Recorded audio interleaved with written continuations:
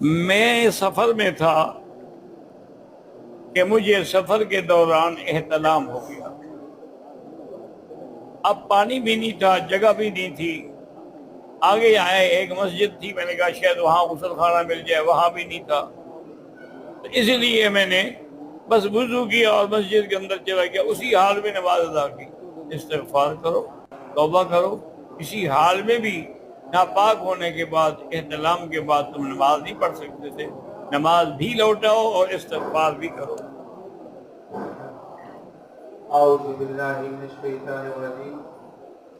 عبداللطیف خان پاکستان سے آیا ہے، وہ پوچھتا ہے کہ رکن یمانی سے کیا مراد ہے؟ رکن یمانی کا معنی یہ یمن کی جانب ہے، اس لیے اس کی نسبت سے اس کو رکن یمانی کہا جاتا ہے۔